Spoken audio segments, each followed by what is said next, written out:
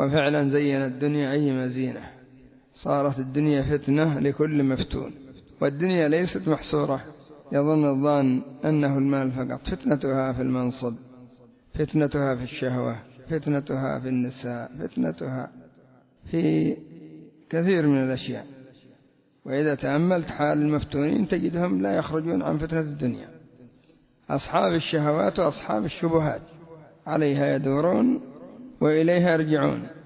التقاطع والتدابر والتهاجر سببه الدنيا، القتل والقتال سببه الدنيا، الذهاب إلى البدع وترك السنة والحق والهدى سببه الدنيا، الخروج على الحكام سببه الدنيا، ابن آدم قتل أخاه بسبب الدنيا.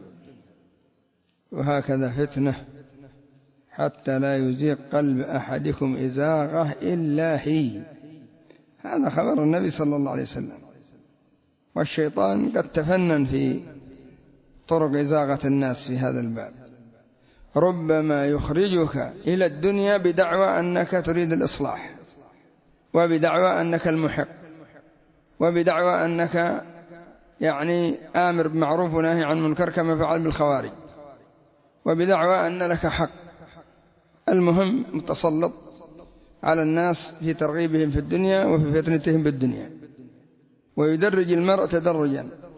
وإلا لو كان الشأن من أول يوم مباشرة يخرج من الإسلام إلى الكفر ربما هذا كثير من الناس ينتبهون له، لكن تدرج، يبدأ بشبهة في القلب، وهكذا يصرفك حتى يتوصل إلى سحبك من الخير إلى الشر، ومن الهدى إلى الضلالة، ومن النور إلى الظلمة، ومن الحق إلى الباطل، ومن الإنصاف إلى الإجحاف. فتنة يا أخوة، الدنيا فتنة، حب البقاء فيها فتنة، حب الزيادة منها فتنة، حب المناصب فيها فتنة، والسالم من سلمه الله. وما الحياة الدنيا إلا متاع الغرور، متاع غرور تغر من يتطلع لها، ونسأل الله السلامة. ربما ننظر في أنفسنا نقول ما احنا حول الدنيا، وإذا بالدنيا معشعشة في قلوبنا. إذا كان في غزوة أحد منكم من يريد الدنيا، قال ابن مسعود والله ما كنا نظن أن فينا من يريد الدنيا. خرجوا بأنفسهم، خرجوا مبارزين، خرجوا مقاتلين، خرجوا غضبا لله وغضبا لرسوله صلى الله عليه وسلم، ولحقهم الجراح ولحقهم ما لحقهم.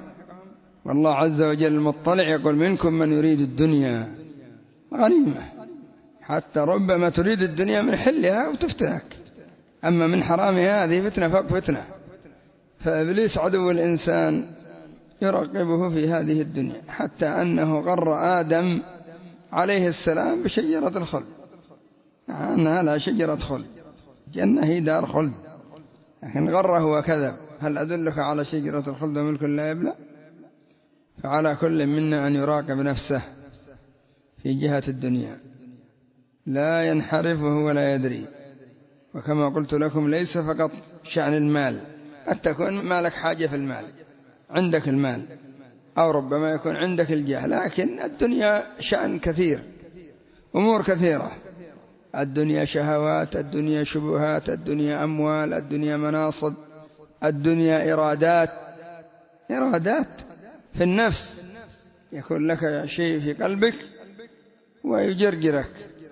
فنعوذ بالله من فتنة الدنيا.